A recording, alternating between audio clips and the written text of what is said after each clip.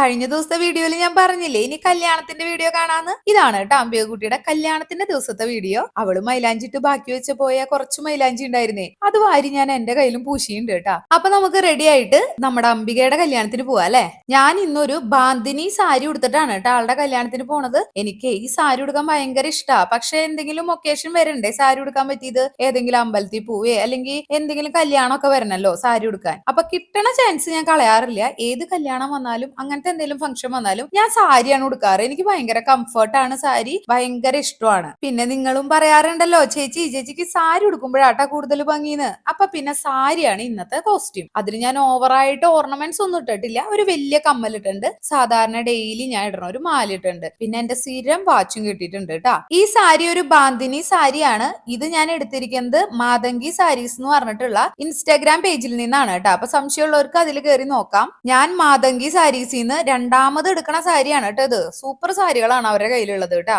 അത് ഞാൻ 1 ലെയർ ഇട്ടിട്ടാണ് സ്റ്റൈൽ ചെയ്തേക്കണേ. 1 ലെയർ എനിക്ക് എല്ലാ സാരി അങ്ങനെ കംഫർട്ട് അല്ല, ഇത് എനിക്ക് ഭയങ്കര കംഫർട്ട് ആയിരുന്നു. അങ്ങനെ നടന്ന് ഞാൻ തുളസേച്ചിയുടെ വീട്ടിലെത്തി. തുളസേച്ചി ഞാനും കൂടിയിട്ട് നമ്മുടെ കല്യാണ ഹാളിൽ എത്തിയിട്ടുണ്ട്. നമ്മൾ എത്തിയ സമയം നേരെ വൈകിയില്ല, ചെക്കനും പെണ്ണിനെയും കൂട്ടിക്കൊണ്ട് വരുന്നുള്ളൂ. ഇനി നമ്മുടെ പെൺകുട്ടിയുടെ വക ഒരു ചെണ്ടമേളൊക്കെ ഉണ്ട് കേട്ടാ. ഞാൻ കഴിഞ്ഞ വീഡിയോയിൽ പറഞ്ഞില്ലേ, അപ്പൊ അതൊന്ന് കണ്ടാലോ നമുക്ക്.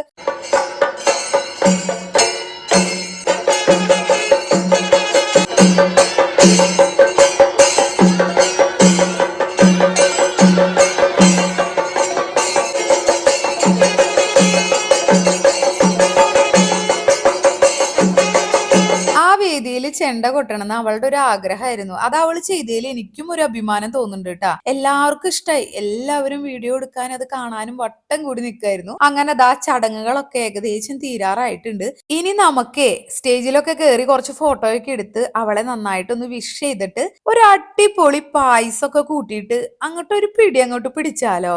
അങ്ങനെ അവളെ വിഷ് ചെയ്ത് ഞങ്ങൾ ഫുഡ് അടിക്കാനിരുന്നു. നല്ലൊരു അടിപൊളി സദ്യ കഴിച്ചു, പായസമൊക്കെ കുടിച്ചു. അത് കഴിഞ്ഞിട്ട് എന്നെ സർപ്രൈസ് ചെയ്തത് എന്താന്ന് വെച്ചാൽ സുപ്പാരിയാണ്. കുറെ വർഷങ്ങൾക്ക് ശേഷം സുപ്പാരി കണ്ട സന്തോഷത്തില് അതിൽ നിന്നും കുറച്ച് വാരി എടുത്ത് ഞാൻ വീട്ടിലേക്ക് പോന്നു കേട്ടാ.